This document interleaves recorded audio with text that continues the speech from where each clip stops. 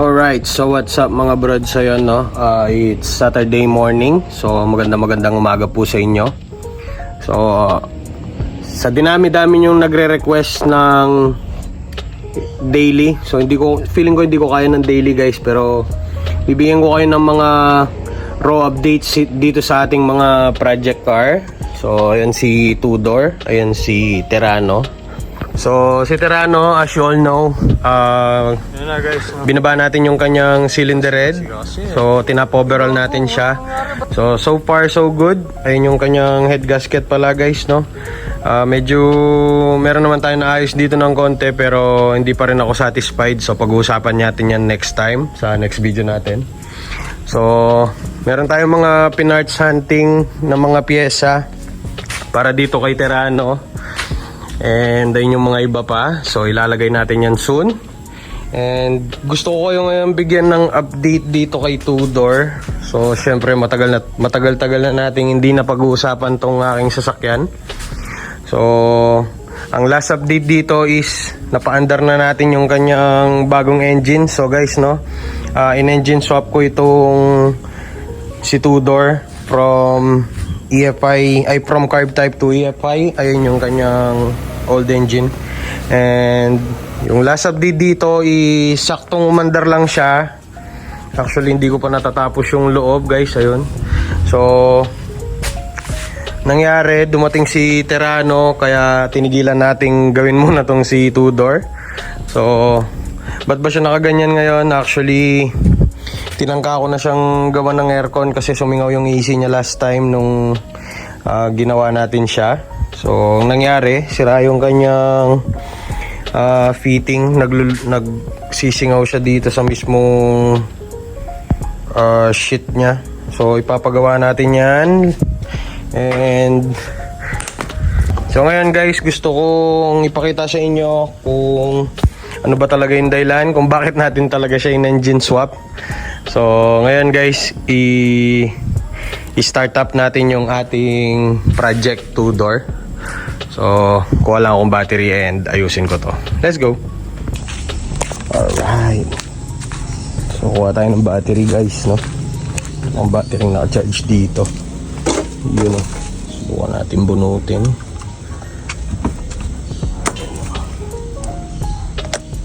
Okay.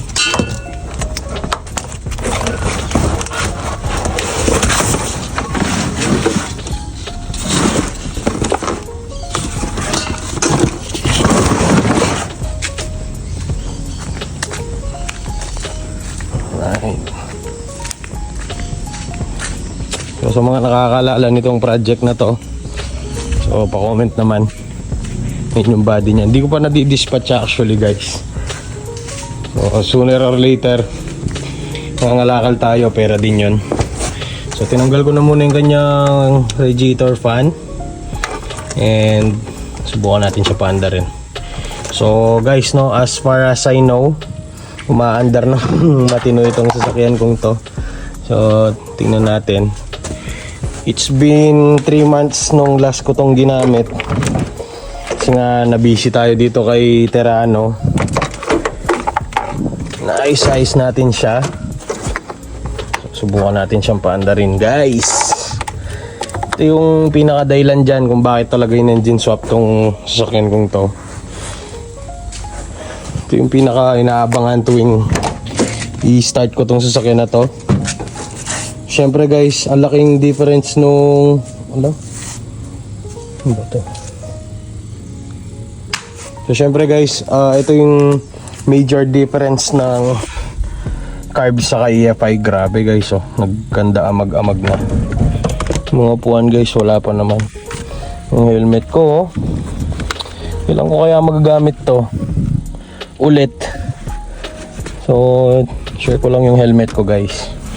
And ngayon, so it's time para i-start na yung ating sasakyan. So ayun siya guys, no. Priming. Start tayo. Yep. Starts right up.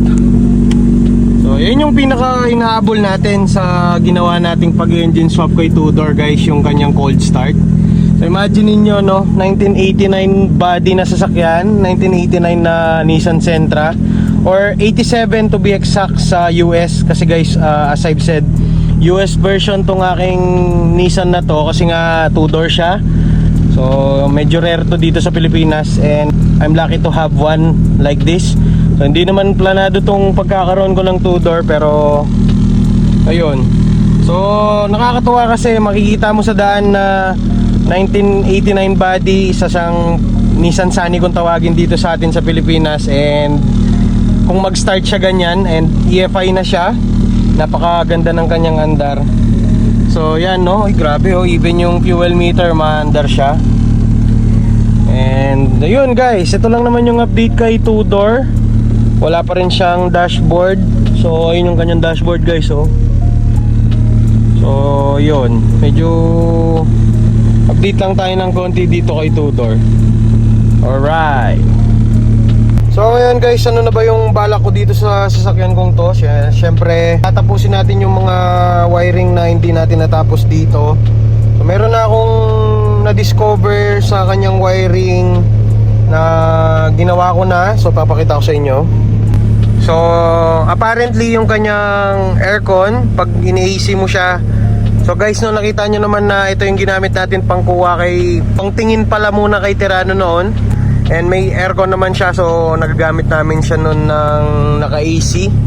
And ngayon guys, ang nagiging issue niya is pag ina-aircon siya, bumababa yung kanyang minor. Issue na ng engine na yon, yung ganong issue nung nandun pa siya dun sa B13 body.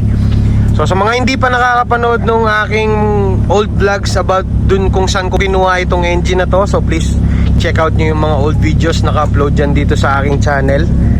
So ayun, nagda-drop na yung idle niya doon. Tinry kong ayusin yung nagda-drop idle na yon, pero sadly hindi ko naayos and nakuha kong ilipat dito sa B12 yung engine and ganun pa rin yung nagiging issue niya, bumababa pa rin yung minor. So ngayon guys, I'd like to share to you yung na-discover kong wiring sheet nitong ating box type. So tingnan nyo guys no, pagka ino-on nyo yung fan ng AC nya, tumataas yung minor. Ayun no, dinig nyo ba? So mas maririnig kasi siya pagka naka-normal na siya. Actually naka-cold start pa rin siya, 1000 pa rin yan. So medyo nawala na yung nagda-drop niya, pero hindi pa rin ako tapos kasi kailangan pa natin siyang lagyan ng signal para dito sa kanyang cambio, yung kanyang neutral switch, yung kanyang power steering assist, yung nga yung dun sa IACV niya, and naghahanap siya ng speed sensor ngayon. So hindi ko pa alam kung anong dahilan, pero tatalakayin natin yan sa mga susunod na video. So yun no, patayin ko na muna. Yun na yung malupit na update dito kay 2-door. So inaamag na yung kanyang manibela guys, kasi nga pinopokus natin yan si Nissan Terano. So yun guys, abangan nyo lang yung mga susunod na videos dito sa aking 2-door. So wala pa nga yung backlog dito sa aking 2-door, puro kay Terano muna ngayon kasi nga hindi pa natin natatapos yung sasakyan na yun. So yun lang guys, magandang umaga sa inyo. Sana kayo natuwa dito sa ating little update kay 2-door. Alright, let's go! Okay, so habol ko lang pala. Gusto ko pong humingi ng pasensya sa mga nag-aabang po sa amin. 2 weeks po akong hindi nakapag-upload since meron kaming pinuntahang drift event ni Sir Chok. So yun ay naganap dun sa Lalok, Cagayan Valley. So talagang nandun na yun sa pinakataas ng Pilipinas guys. So napakalupit nung event na yon, lalo na't malupit din yung ginawa namin. So kung meron po sa inyo nakakita dun sa drift car natin Travel by Land, kami po yon. So hindi naman ako yung nag-drive, hindi naman kami dalawa ni Sir Chok yung nag-drive dun sa drift car, pero we're part of that team. We're luckily part of that team na kasama kami. Yun ang team ni Chief. So shoutout kay The Drift Mechanic Garage, kay Chief. So on-call mechanic po kami ng dalawa ni Sir Chok doon kay Chief. Pagka meron siyang mabigatang event, tinatawagan kami as backup. So ayun yung mga clips doon sa pinunta namin, mga naglalaro. So, ginagawa namin ni Sir Chuk doon, nagpapalit kami ng gulong, tapos binubuhusan yung mga radiator na uminit. So syempre mga brutal yung ginagawa doon sa mga sasakyan doon. And since nasa Cagayan na nga kami, dalawa yung daan na una, dumaan kami dun sa gilid ng Pilipinas na ganyan. And dun pa uwi, dun sa other side na naman, kaya napadpad pa kami dun sa may Calle Crisologo ng Ilocos. So napaka great experience na ginawa namin ni Sir Chuk yun. Hindi kami nagsayang ng panahon doon. And yun ang dahilan kung bakit ako hindi nakapag-upload ng medyo matagal. Tapos lately nare-realize ko na parang nakukulangan na ako sa mga clip na nilalabas natin sa YouTube. Although hindi pa naman sila ganun perfect videos, pero syempre, 'di ba? There is always room for improvements. So I think kailangan na nating magkaroon ng mga rolling shots. And para magawa natin 'yon, bumili tayo ng another equipment para sa ating channel, although for content lang naman, pero gagamitin natin yon for a while lang naman. So yun na yung update dito sa aking channel, guys. Abangan nyo yung susunod na video nitong si Terrano. Lalabas na yan soon. So guys, no, again, good morning po sa inyo lahat.